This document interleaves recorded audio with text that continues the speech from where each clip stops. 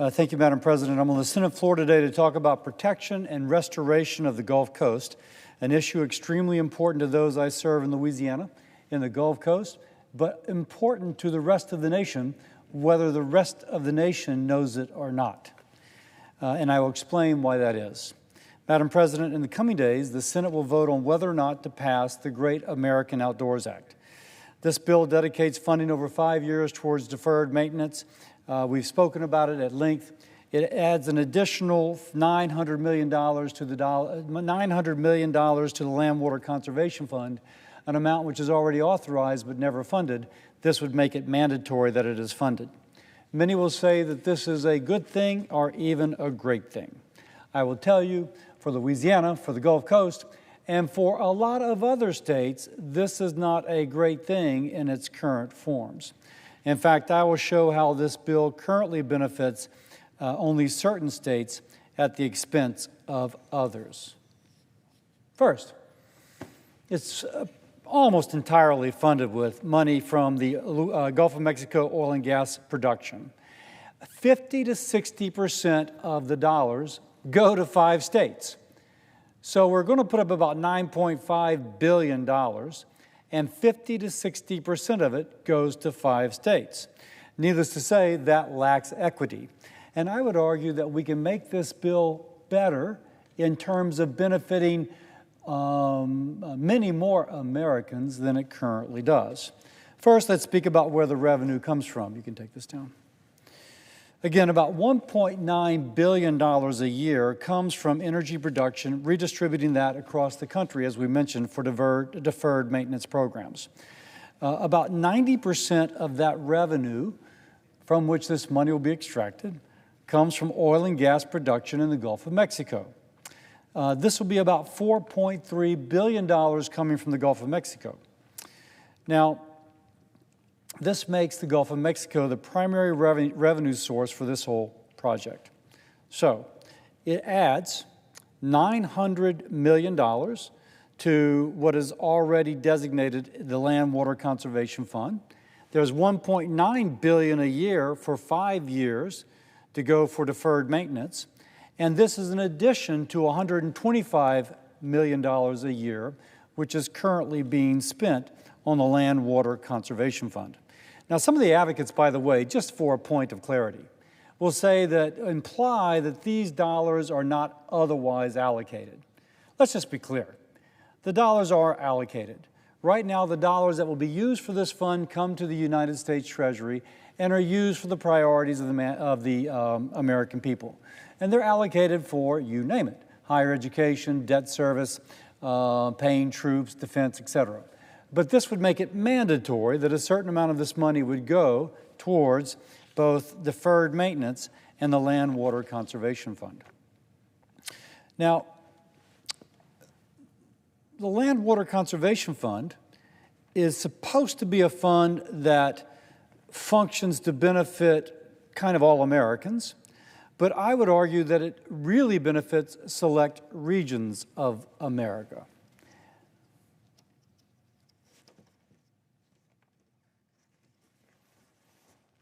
If you look at this map, Madam President, where the dollars are spent are not where the people live.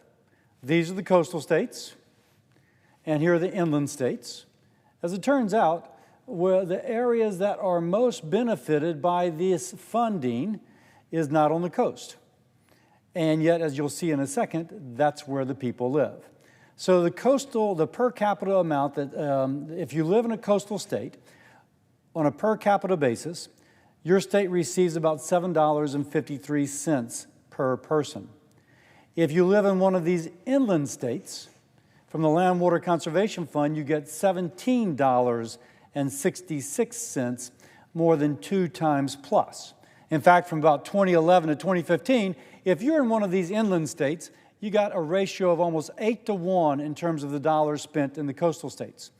And if you take out Washington, D.C., and Virginia, and maybe New York, then this 7.53 cents is going to go far lower. So if you're not in one of those 3 states and you're on the coast, you're not doing very well on a per capita basis. So to make that point, in 2015, about 40% of the nation's population lived in a county or parish that was directly on a coastline, and 82% of people live in a state which has a coastline. So 82% of the people live in one of these yellow states, and yet on a per capita basis, 2+ times is spent on those living in states which are inland.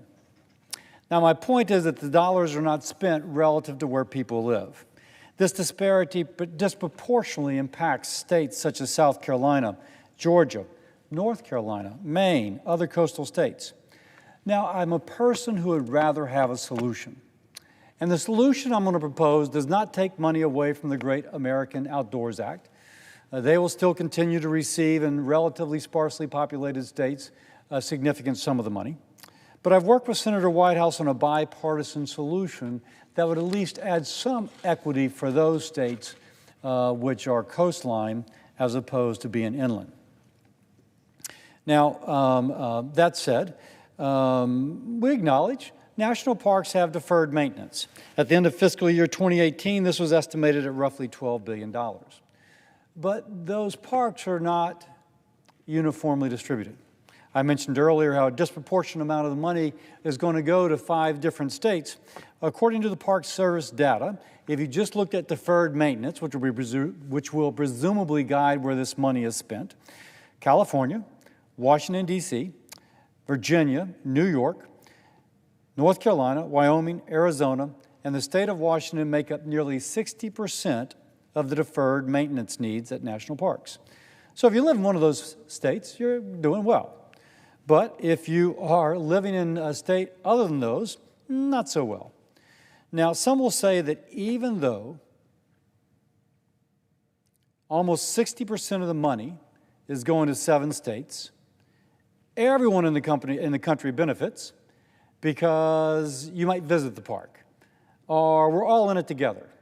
And so why shouldn't I support a national park in a state which is far away from my hometown? I suppose there's something to be said to that. On the other hand, if the person saying that lived in one of the states, which is getting just a tiny fraction of the total sum of dollars, and yes, the people in their state will leave their state and go spend their money in Montana, for example, that'll be great. People in Montana on a per capita basis get far more than anybody else. We're in it together, I suppose, but you probably wouldn't reverse it.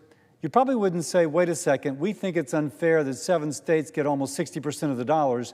We actually think it's better to be more equitably spread, or maybe you would. I hope that you would. States like Kansas, Iowa, and Nebraska see almost no benefit. Collectively, the deferred maintenance in these 3 states, Kansas, Iowa, and Nebraska, is 0.2% of the total deferred maintenance backlog. The same for Connecticut, Delaware, Minnesota, New Hampshire. And again, while there's deferred maintenance in Gulf Coast states, the real benefit to our states is investing in the coastline, which has a direct impact on the sustainability. To be fair, by the way, Gulf of Mexico states do currently benefit. The Gulf of Mexico Energy Security Act shares revenue with the 4 Gulf Coast states. We use this revenue by state constitution for coastal restoration. And there's a little bit of irony, as the senator from Alaska pointed out, that those who strongly support this bill oftentimes strongly disapprove of drilling for oil and gas, particularly in coastal areas, but they're now reliant upon that drilling in order to fund the Great American Outdoors Act. But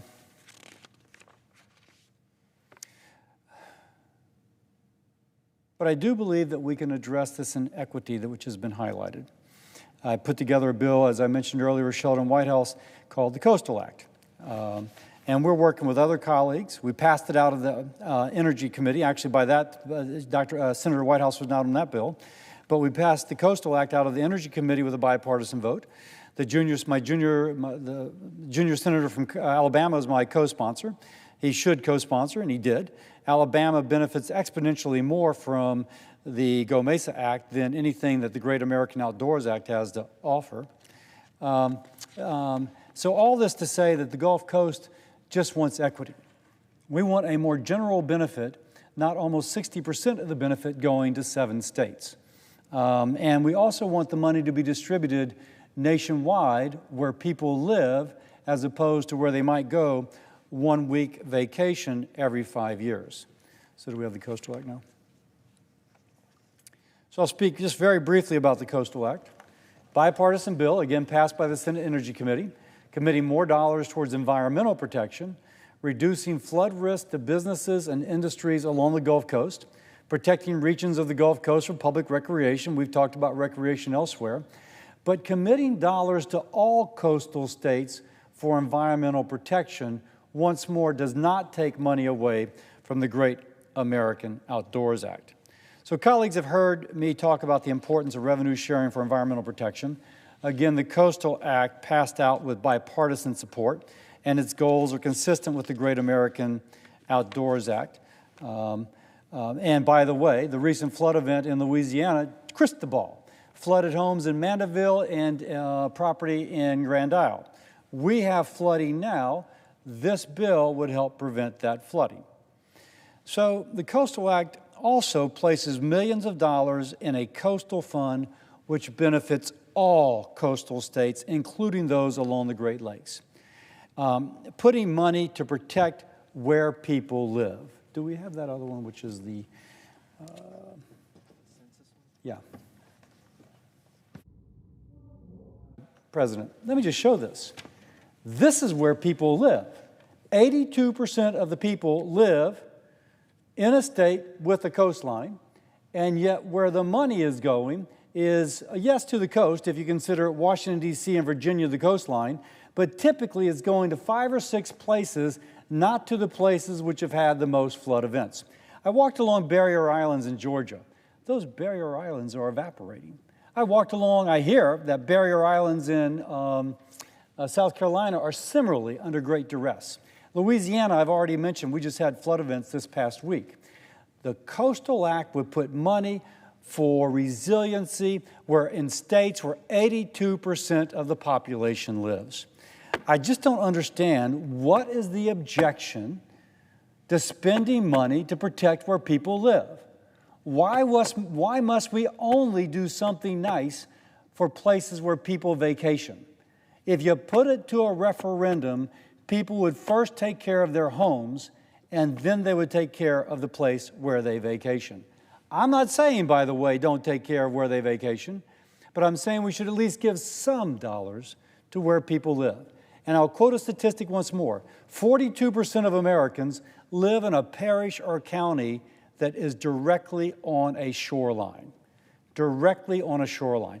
Why don't we do something to protect that shoreline where 42% of Americans live, not taking any dollars away from those sparsely populated places where people vacation? By the way, when the Coastal Act passed the Energy Committee, environmental groups such as the Energy Defense Fund, the National Wildlife Federation, Audubon Society, and Louisiana-based organizations such as the Lake Pontchartrain Basin Foundation and the Coalition to Restore Coastal Louisiana signed a letter saying, quote, "As we move to address the significant land, water, and wildlife conservation funding needs in our nation, it is important that our coastlines are also equipped to confront the unique challenges that climate change presents. GOMESA has been a critically important funding stream for Louisiana and other Gulf Coast states, and expanding upon this success will protect national economic assets, providing better protection from storms and enhance coastal habitat." Now, bill sponsors will rightly say that the Great American Outdoors Act does not impact revenues flowing to GOMESA states. But, let's face it, it does cannibalize these dollars in Louisiana, and so sooner or later you run out of money. And so if we're going to take all these dollars that could be spent elsewhere and put it in these sparsely populated states where people vacation, but not spend it in states where people actually live, not spend it in the 42% of the counties where 42% of the people live, which are directly upon a coastline, sooner or later you run out of money. And we're going to, just like a vacuum cleaner, suck those dollars down to these sparsely populated areas where people love to vacation. So my point being that in Louisiana, for example, We have a $50 billion, 50-year master plan to protect our coastline, reducing flood risk to communities and assets so important to the rest of the nation. The Great American Outdoors Act will make it more difficult to secure future dollars for this Gulf Coast restoration. Do we have is that the one we're going to look at?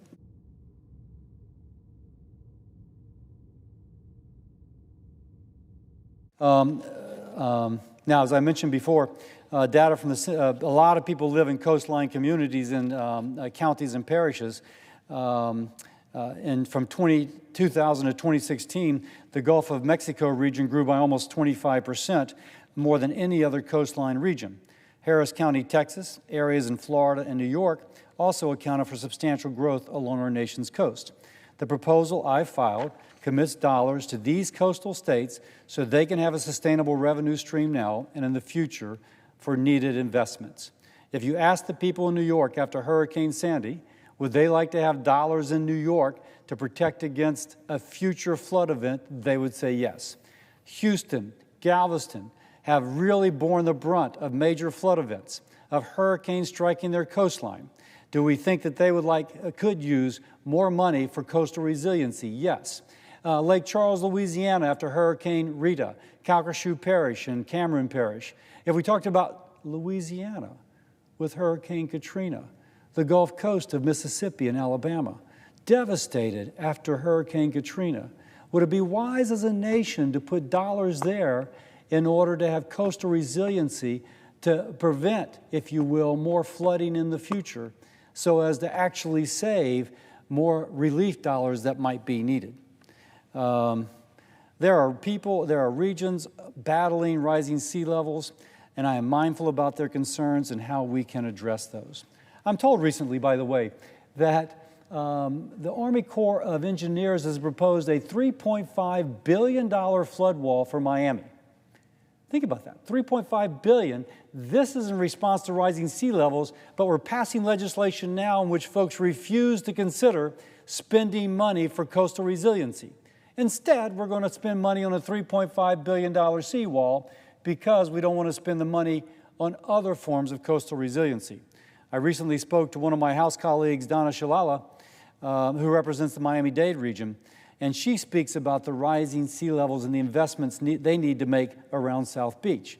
It is something touching where people live, not where people vacation. I am not sure why we emphasize where people vacation over where people live. Madam President, to pay for this bill, again, we are taking dollars from an area of the country greatly impacted by coastal erosion. And so these Gulf funds actually play a role in restoring or maintaining, I think it's this one.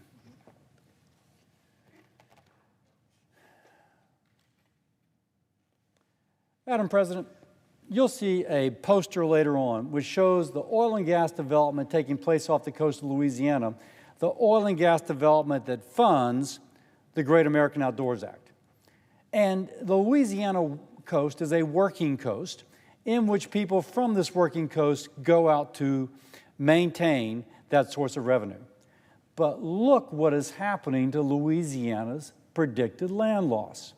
Over the next 50 years, in a reasonable scenario, all this red spot will be lost to erosion. The ability, by the way, look what happens to New Orleans.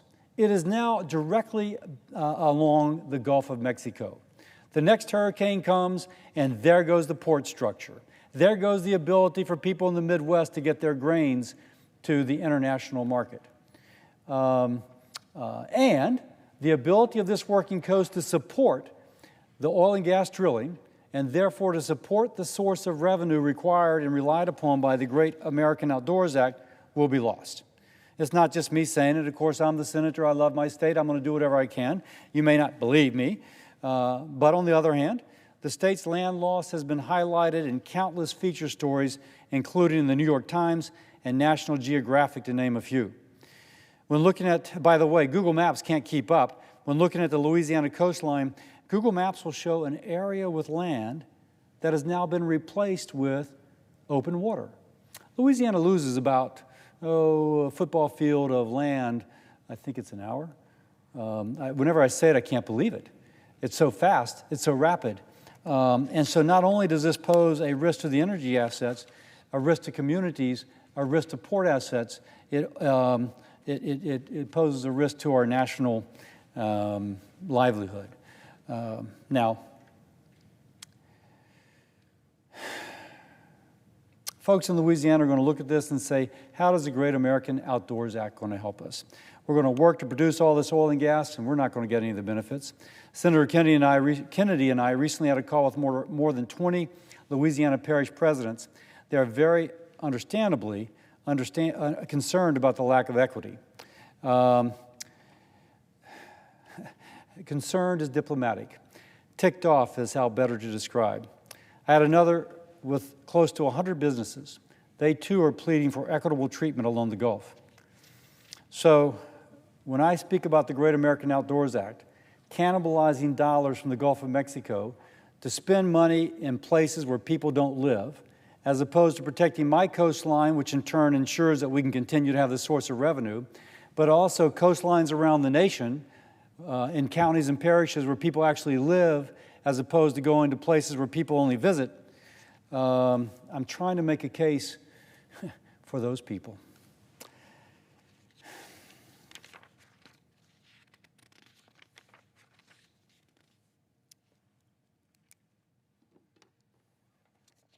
Will you show the energy assets?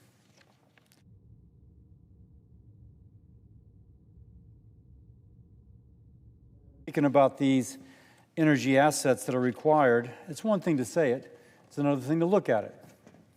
All these are part of the Gulf Coast energy infrastructure that the rest of our nation relies upon. I'm a doctor, I think like this. If you saw a map of the nation, you would see pipelines coming out of this region across the rest of the nation. And in my mind as a doctor, I think of this as being a heart. And if we need energy to fuel our lives, the heart is right here. And it beats here. And the aorta, if you will, the pipelines that flow out taking gasoline to Philadelphia, taking natural gas to another part of our country, to take the refined fuel products to Atlanta, Georgia, for in the case of jet fuel. You name it, they come out of this area. If this area cannot be sustained, we cannot sustain that part of our energy economy. We will not have jet flights to Hawaii, or jet flights from Atlanta around the world as the hub, or from New Orleans, people coming in from Mardi Gras, Jazz Fest, or to Breaux Bridge for a crawfish festival. Won't happen, because this pipeline structure cannot be sustained with a coastline which is eroding. Some of these, let me just speak: oil import sites, natural gas market centers, processing facilities, liquefied natural gas export facilities, strategic petroleum reserve, major working ports such as Port Fourchon. I could go on. These assets and companies then employ hundreds of thousands of men and women, contributing billions in dollars of government revenues with an even greater impact on our annual GDP. This is what powers our country. This is where the revenue is coming for the Great Americans Outdoors Act. This revenue stream will not be sustainable if we don't at least have some consideration of how do we restore this.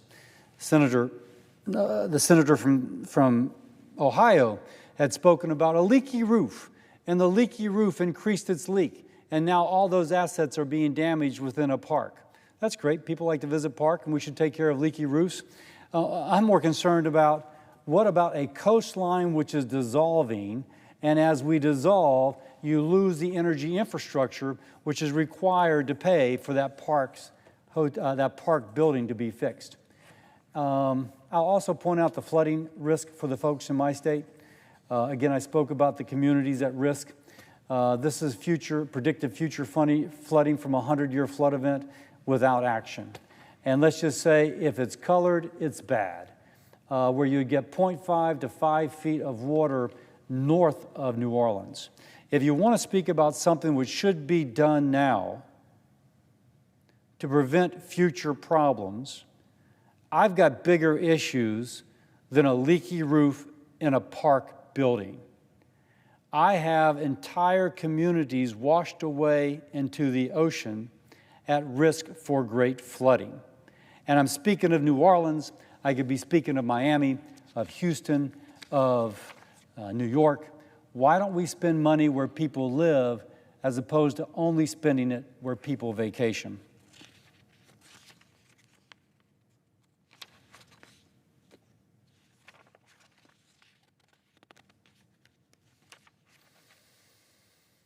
Now, you might be sitting in Iowa or Kansas or Nebraska thinking, well, I'm only getting 0.2% of this money. I'm not getting any benefit whatsoever, but why does it matter to me to have a coastline? Why does it matter to me at all? Well, let's look at how investing in the coast impacts our nation economically. Let's look at what happened after Hurricane Katrina. After Hurricane Katrina, when flooding took out the port structure in South Louisiana, therefore the in place for all the goods coming from the Ohio, Missouri, Mississippi, and other rivers for export to the rest of the world, the rest of the United States was terribly impacted. If you look at this, if we have a lack of coastal investment, corn exports down 23% post-Hurricane Katrina, barley down 100%, wheat down 54%, soy 25%, total grain exports down 24% after Hurricane Katrina. If that port system in South Louisiana and in the lower Calcasieu River and in Houston is damaged by flooding, that's going to happen under current scenarios, then our Midwestern farmers are not able to ship to international markets. Their livelihood is damaged. In moving goods across our country for export, one coalition committed to ensuring future navigation on the Mississippi said that the lower Mississippi has an estimated annual impact of $735 billion to the nation's economy and is responsible for 2.4 million jobs. That starts with being able to navigate goods through the various locks and port complexes near the mouth of the river. USDA recognizes this. It says in a report on the importance of inland waterways, quote, farm products are 14% of total commodities moved along inland waterways. Further, processed flour, animal feed, milled grain products, and fertilizers add another 5% to agricultural-related products. It's important to remember the Mississippi River Valley encompasses almost 60% of our country, so many major rivers connect with the Mississippi to deliver those products around the world. If we're going to have a port system which is going to take those goods, allow them to be transported around the world, it has to be a sustained, reinforced coastline. In my state, we have some of the largest barge and container ports in the country. The Port of South Louisiana is the largest grain exporter in the country. Port of Baton Rouge is the home to the largest grain exporter operator in the state. Ports further to the south in Mobile and Texas are likewise important.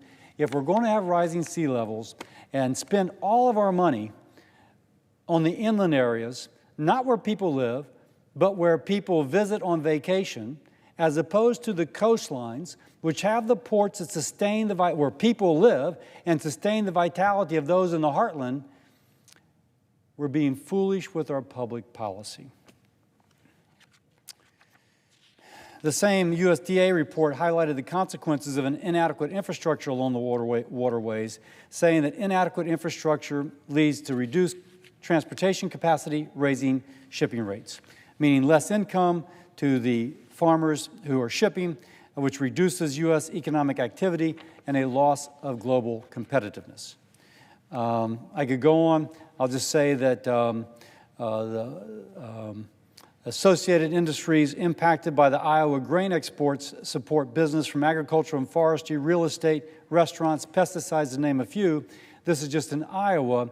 The ports in the Gulf Coast support those folks in Iowa. We should support the ports. We should support the ports which support Iowa. That's good. Madam President, to summarize, my colleagues are here, and my colleagues and I are fighting for fairness and equity. That's what this is about. I've highlighted obvious inequities both in how the Gulf region is treated and how other states are treated, spending money not where people live, but where people visit. I'm pointing out the consequences to Midwestern farmers. They don't benefit very much at all if you live in Iowa, Kansas, or Nebraska from the Great American Outdoors Act, but they would benefit from a sustainable port system, which means that those ports they rely upon to ship goods around the world will be there even as sea levels rise. Now, I am all for, by the way, taking care of deferred maintenance in parks. But I think in the relative hierarchy of what we should do, we should take care of where people live. And I'll repeat once more, 42% of the people live in a parish or county that is directly on a coastline. 82% of Americans live in a coastal state. That's not where the bulk of these dollars are spent. We have a bipartisan group of senators supporting. We have environmentally focused groups supporting as well. And what they're supporting is an amendment which would actually help create this equity that would allow dollars to be put into a fund to help coastal states where people live, but would be part of a bill to take care of where people visit. I wish it were the other way around, but that's not the priorities of the people who are promoting the Great American Outdoors Act. Madam President, I thank you for this time, and I yield the balance of my time.